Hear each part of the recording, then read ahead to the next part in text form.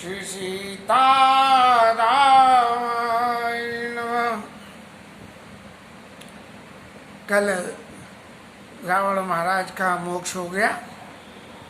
हनुमान जी महाराज ने सीता मैया को जाके खबर दी और सीता जी ने हनुमान जी को आशीर्वाद दे दिया।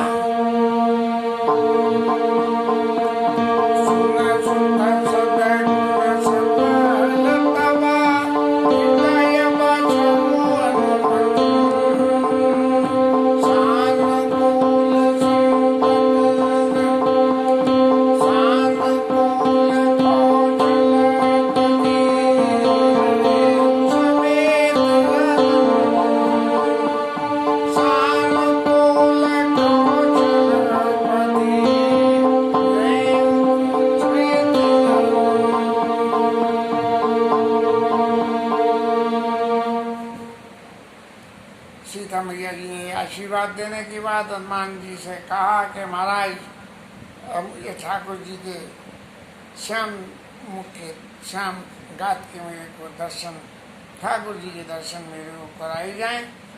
और ऐसा कहने के लिए सीता जी का ये समाचार ले गया कि सीता जी कुशल हैं। राम जी के पास में गए हनुमान महाराज और जाके उन्होंने जानकी जी की कुशल सुनाई और सुन संदेश भानुकुल भूषण बोल लिए जो राज विभीषण अंगद और विभीषण को जो है लेके और सीता जी के पास भेजा। उन्होंने लंका में जाके और उनको मेरे ख्याल से विभीषण महाराज ने तो पहले दर्शन करे ही नहीं है, आज पहली दफे शायद दर्शन कर रहे हैं। और अंगद महाराज भी जो है जाके उदम तो बहुत कर आए थे, लेकिन रामचरितमानस में ऐसा कोई प्रसंग नहीं आता है कि उन्होंने जाकर जानकी मैया को दर्शन दिए हों ऐसा। अब विभीषण महाराज ने वहाँ जाके और जो है जो भी सर्वाइवल राक्षसी थे उनसे कहा कि सीता जी को नवाओ धवाओ और इनका श्रृंगार करो और चारों तरफ से उनको जो है इनकी रक्षा करो, वीआईपी ट्रीटमेंट दो और उनको राम जी के पास में लेकर चलते हैं। जैसे ही राम जी के पास में लेकर चले तो सारे बंदर जिन्होंने उनके लिए युद्ध लड़ा था वो दर्शन के लिए आतुर होकर भागने चलने लगे। तो राम जी ने ये कहा कि दे कह रघुबीरा कहा मम मानो और सीता सकई पया धियानो। ये बात है कि मर्यादा तो ये कहती है कि माताओं को पर्दे में रह के और पालकी में चलना चाहिए था, लेकिन राम जी ने कहा कि मेरी बात मानो और उनको पैदल ही आने दो। और क्या होगा कि उनके पैदल चल के आने से देख कपि जननी की नाही और बियसी का रघुनाथ गोसाई। भगवान राम ने हंस के कहा कि माता की तरह से सब बंदर भालू दर्शन करें। सुने प्रभु बचना भालू कपि हर से नभते सुमन सुवन बहु वर्षे। देवता ने ऊपर से फूल बरसाए और बंदर भालू सब खुशी हो गए। और फिर जब सीता मैया पैदल चल के आने लगी तभी भगवान ने कुछ ऐसी बातें कह दी जिन बातों के लिए सबके मन में ये भ्रम पैदा करने के लिए कि भगवान राम सीता जी की से प्रभावित थे या सीता जी के प्रति राम जी की आसक्ति है। इन दोनों को क्लैसिफाई करने के लिए हमारी यदि किसी चीज में आसक्ति है माने हम कहें कि हमें 100 का नोट बहुत अच्छा लगता है और पता लगा कि रास्ते में पड़ा हुआ मिल गया, किसी गंदी जगह में पड़ा हुआ था। लेकिन हमारी आसक्ति है तो हमने उठा लिया और नोट को धो लिया और काम में ले लिया। ये तो हुई आसक्ति। और हमारा नोट के प्रति स्नेह है तो जो हमारे पास होंगे उन्हें हम संभाल के रखेंगे, लेकिन किसी दूसरे के पास में है उसको अपनी तरफ खींचने का प्रयास नहीं करेंगे। नोटों से स्नेह होना और नोटों में आसक्ति होना।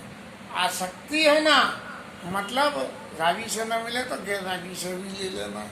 तो ये जो है सीता जी के प्रति भगवान का स्नेह है या आसक्ति है, इस बात को ये सिद्ध करने के लिए कि प्रेम है, भगवान राम ने कुछ ऐसे वचन कहे कि आप इतने दिन जो है रावण के साथ रह के आई हो, इसलिए अपनी अपनी परीक्षा दे दो।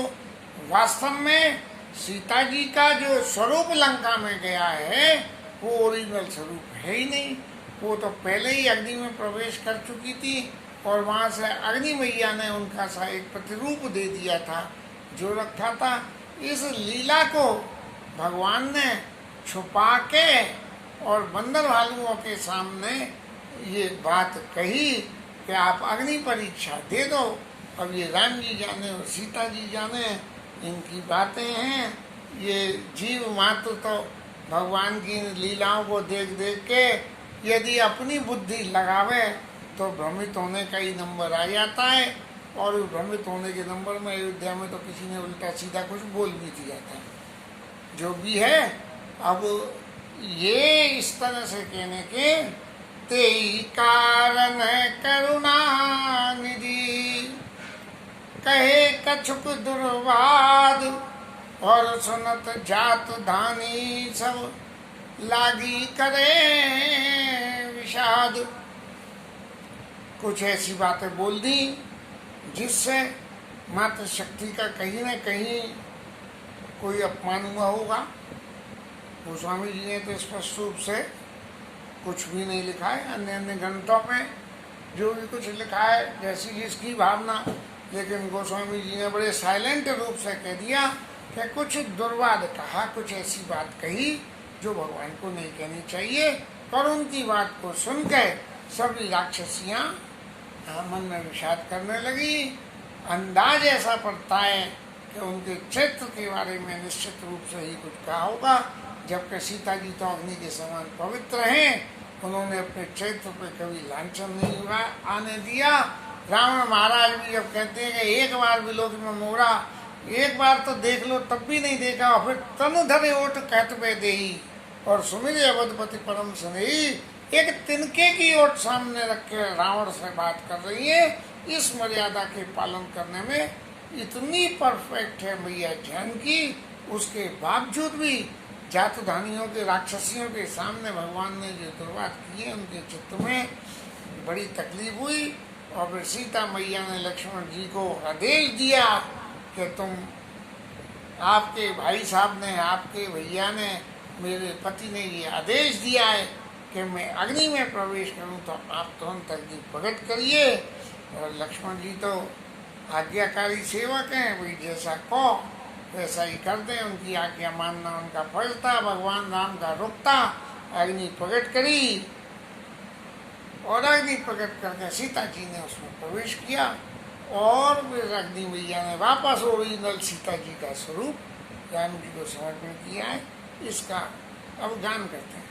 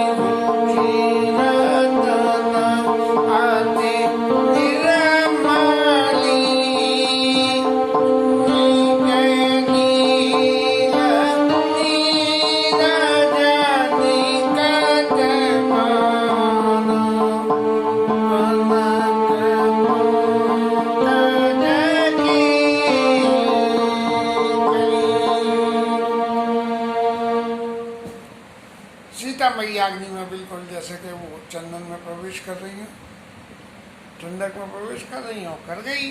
सारे लौकिक कलंक जो भी किसी के लगने होंगे वो सब भस्म हो गए। और फिर अग्नि मैया ने सीता जी का हाथ पकड़ के भगवान राम के हाथ में अग्नि देवता ने दिया है। और वो जो राम जी के वाम विभाग में रहती हैं, बिल्कुल ऐसी शोभा लग रही है कि जैसे नीलमणि के बराबर में सोने की कली रखती है। ये कनक पंकज की कली सोने की बनी है। नीलम को यदि सोने में जला जाए तो नीलम की शोभा बढ़ जाती है। नीलम को अगर सफ़ेद धातु में जड़ोगे तो उतनी शोभा नहीं आएगी, लेकिन सोने में तो नव नील नीजल निकट मानो कनक पंकज की कली। और सब देवता लोग तो उनका काम एक ही है कि अब तो खुशी का हो गया, उनके तो दुख टल गए, इसलिए फूलों की वर्षा कर रहे हैं। और जनक सुता समेत प्रभो नौरा शोभामित अपार। और देख बालु कपिहर से जय रघुपति सुखसार। बंदर भालू दोनों के युगल स्वरूप के दर्शन करके खुश हो गए। माँ तिल महाराज रथ लेके चले गए और देवता जो है आए और आके उन्होंने भगवान के फिर मक्खन लगाना शुरू कर दिया कि ये तो बड़ा दुष्ट था, आपने इसके मार कूट के इसे ठिकाने लगा दिया। लेकिन हमारे लिए एक बड़े आश्चर्य की बात है कि मीन कपट सुकंदरी वामन परशुराम बबुदरी जब जब नाथ सुन पायो नाना तरह यह खलिल मलिन सदा सुर दोई। जे नहीं कही महाराज जी आपका जो करता है, यह खल मलिन सदा सुर दोई, ये हमेशा देवताओं का बुरा करता था। तो और काम क्रोध काम लोभ मद रत अति कोई, काम और लोभ में सना हुआ था ये और देवताओं का द्रोह करता था। और इसने भी आपके पद को प्राप्त कर लिया। तो महाराज जी हमारे मन में बड़ा विस्मय। अब भगवान राम जी के मन में ये बात आई होगी कि ये देवताओं को देखो काम हो गया तो भी इन्हें चैन नहीं है, बोले कि उसने पद पा लिया, हमें इसी बात की चिंता है। तो ये देव शरीर का सबसे बड़ा दुर्गुण है कि इस जीवन में संतोष नहीं होता है। ये मनुष्य शरीर ही है जिस शरीर में आदमी चाहे तो संतोष कर सकता है। और भव प्रवासन तत् हम परे, अब प्रभु पाई शरण अनुसरे।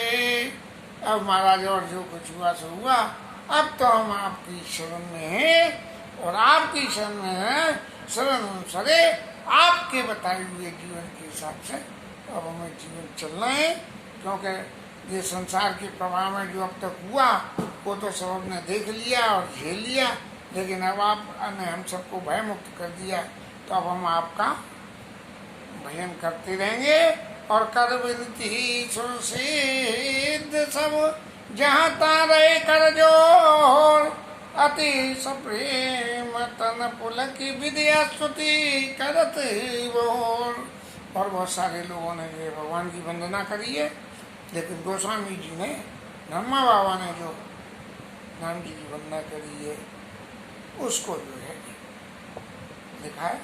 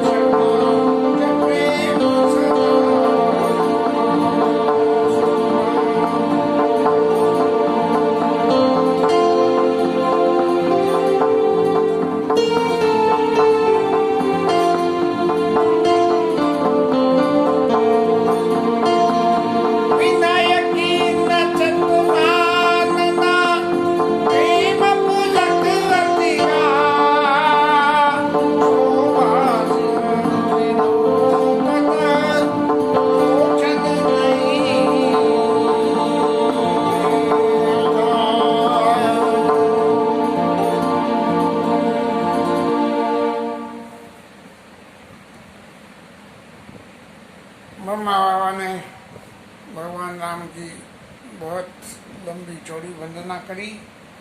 देवता जिस किसी ने भी वंदना करी है, उन सारी करी हुई वंदनाओं का एक ही सेंस निकल के आता है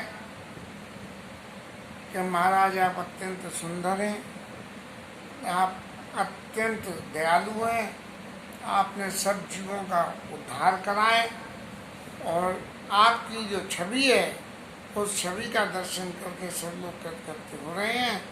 और हमें भी आप ऐसा ही आशीर्वाद करिए कि हम भी अब ये, क्योंकि देवता लोग तो प्रजापालक हैं एक तरह से, जो मनुष्य साम्राज्य है उसके पालन करने के लिए जैसे मिनिस्टर्स होते हैं ऐसे हैं, तो हम तो उसमें पड़े हुए, भूल में चक्कर में पड़े हुए हैं, राजकाज में ऐसे फंसे हैं। तो महाराज राजकाज को छोड़ के और हम भी केदारनाथ में जाके मोदी महाराज की तरह से भजन कर सकें, ऐसी हमारे ऊपर में दया करिए।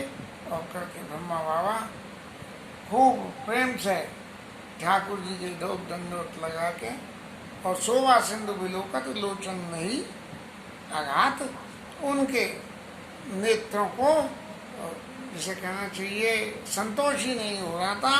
और फिर उसी वक़्त में दशरथ जी महाराज वहाँ पधारे, राम जी का दर्शन करके उनको जो है तनय बिलोक नैन झरझाए, नेत्रों में आंसू आ गए।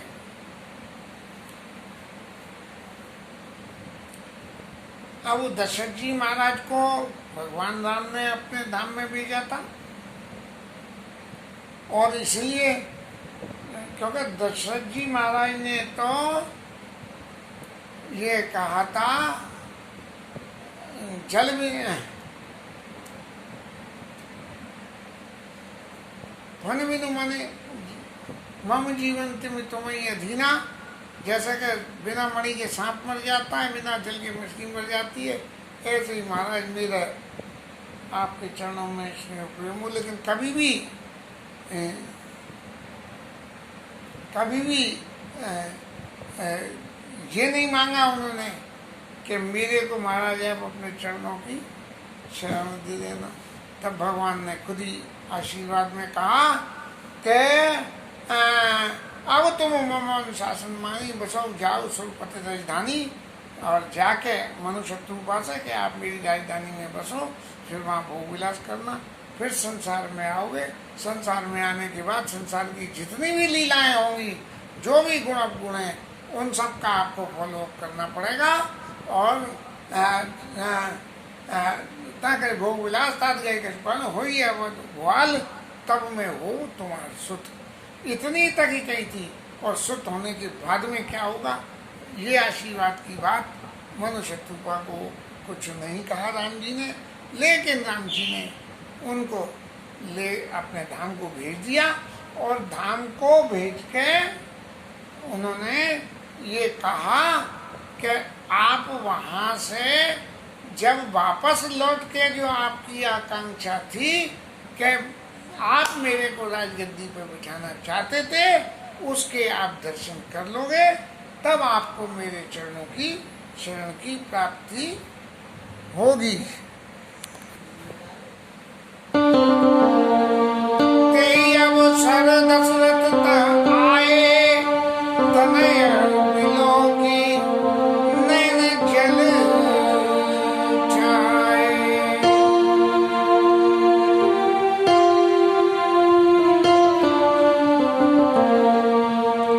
अनुज सहित प्रभु वंदन कीना, आशीर्वाद पिता तक दीना। लक्ष्मण जी के साथ में वंदना करी गई और दशरथ जी ने उनको आशीर्वाद दिया। राम जी बोले तात सकल करो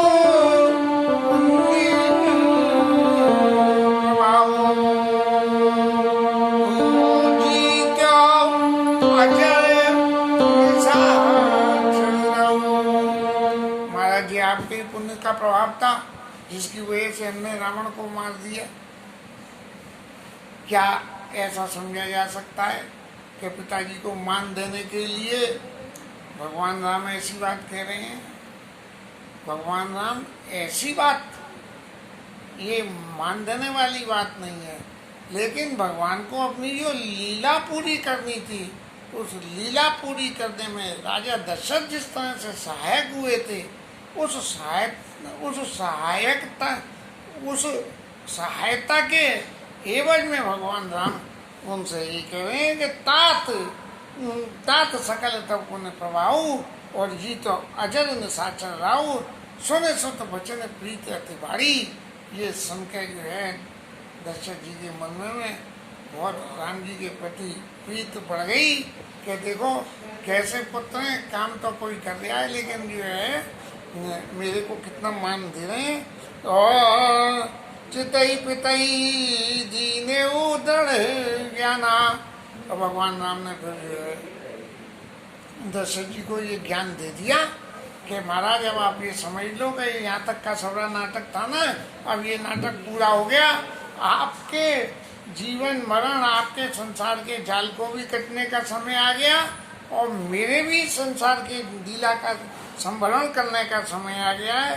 और ताते उमा मोक्ष नहीं पायो और दशरथ भेद भगति मन लायो। वैसे तो राम जी के पास जाके दशरथ जी को मोक्ष मिल जाना चाहिए था। मोक्ष मिलने का मतलब जन्म मरण के बंधन से मुक्त और सतत ठाकुर जी की सेवा में रहना। लेकिन दशरथ जी ने मोक्ष को जीवन में स्वीकार नहीं कहा और भेद भक्ति में मन लगाया। अब भेद भक्ति की परिभाषा यदि कहें तो एक सीधी सी बात कहें कि ईश्वर जीव भेद प्रभु। जब ईश्वर और जीव का भेद आपके पास में होगा, सकल कहो समझाई और जाते हो चरण रति शोक मोह भ्रम जाय। लक्ष्मण जी ने राम जी से पूछा था कि ईश्वर और जीव का क्या भेद है महाराज, ये समझाओ। और जब ये भेद पता लग जाएगा तभी भगवान के चरणों में प्रीत होगी, नहीं तो जहाँ चित्त में लोभ आया और जीव में ईश्वर के दर्शन होने लगते हैं। तो इसीलिए दशरथ भेद भगति मन लायो, ये भेद भक्ति के जीव ईश्वर कौन है और जीव कौन है इसमें मन लगाया तो सतत भगवान के चरणों में उनकी प्रीति बनी गई। और गोस्वामी जी लिखते हैं कि सगनोपासक मोक्ष न ले, वो मोक्ष नहीं लेते हैं, तिनको राम भगत निज दे। भगवान राम अपनी भक्ति देते हैं जिसे सतत भगवान की भक्ति में वो लीले बार बार कर प्रभु प्रणामा। और दशरथ गए हर्ष सुरधामा। दशरथ जी महाराज जो है देवताओं के धाम को चले गए। अब अनुज